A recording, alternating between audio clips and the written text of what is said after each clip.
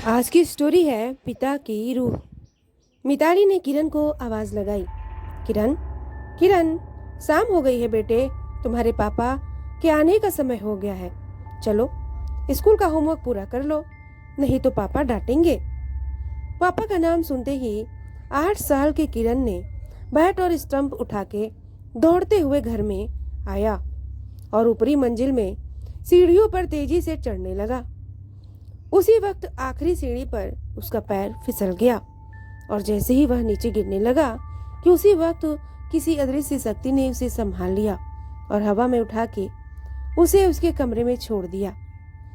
किरण को इसमें बहुत मजा आया, क्योंकि 8 साल के बच्चों को भूत और प्रेतों के बारे में क्या ही पता होता है। उस रात खाने के टेबल पे किरण ने मम्मी को सीढ़ियों से कमरे तक उड़ने वाला किस्सा सुनाया। बच्चे पर भला कौन विश्वास करता है, लेकिन उसके दूसरे दिन से किरण की माँ ने किरण के बर्ताव में बदलाव महसूस किया। वह स्कूल का होमवर्क समय पर पूरा करने लगा। सुबह स्कूल के लिए खुद से तैयार होने लगा। किरण ज्यादातर समय अपने कमरे में ही रहने लगा। एक दिन मिताली सीढ़ियों से ऊपर आ रही थी, तभी उसे किरण के कमरे से आवाजें आने लगी, जैसे कि वह किसी के साथ मस्ती कर रहा हो। मिताली ने दबे पैरों से जाकर दरवाजे के होल से देखा तो डर के मारे उसकी सांस फूलने लगी, क्योंकि एक आदमी की धुंधली सी परछाई बालकनी के पास खड़ी थी और उसके बाजू में किरण उसका हाथ पकड़ के खड़ा था। उस आदमी ने जब मुड़ के देखा तो मिताली डर से दहल उठी, क्योंकि उसका चेहरा बड़ा ही भयानक था। उस पर गहरी चोट के निशान थे। देखते ही देखते वह आदमी कुछ ही पलों में हवा में गायब हो गया। फिर मिताली दरवाजा खोल के दौड़ती हुई आई और किरण को सीने से लगा के बाहर की तरफ भागी।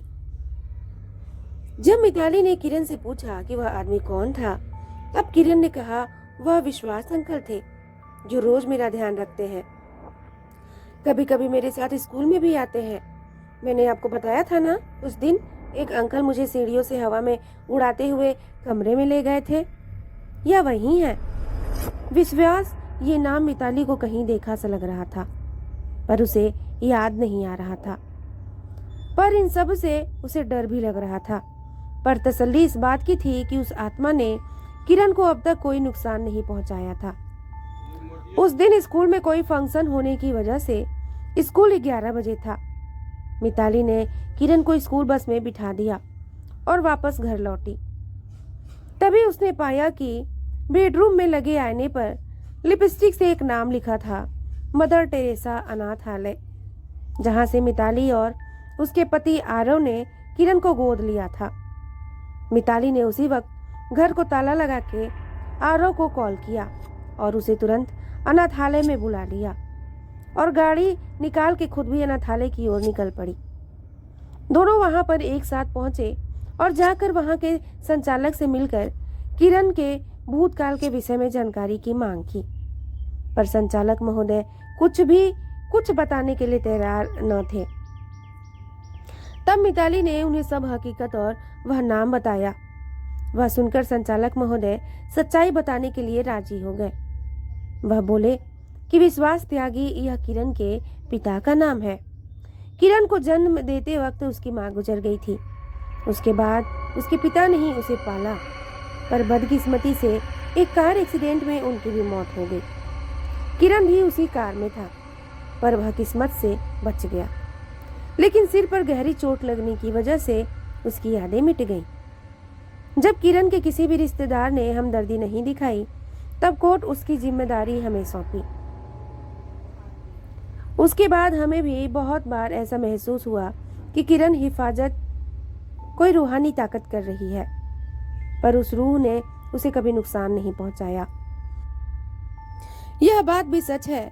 सारी बात ठीक से समझने के बाद मिताली और आरव जब घर पर लौटे और जब वह बेडरूम में बैठे बातें कर रहे थे, तभी उनके सामने ही वहां के आईने के पास रखी एक लिपस्टिक हवा में उठी और आईने पे लिखा, मेरे किरण को पढ़ा लिखा कर एक अच्छा इंसान बनाना, यही मेरी आखिरी इच्छा है। उसके बाद खिड़की के पास एक धुंधली सी आकृति दिखाई दी और एक आवाज सुनाई दी, मैं हमेशा किरण के आसपास रहूंगा। इस आवाज के साथ वह आकृति अदृश्य हो गई। तो आप लोगों को यह स्टोरी कैसी लगी प्लीज़ कमेंट करके ज़रूर बताइएगा। स्टोरी पसंद आई हो तो लाइक और शेयर करना ना भूलिएगा और चैनल को ज़रूर से सब्सक्राइब कर दीजिएगा।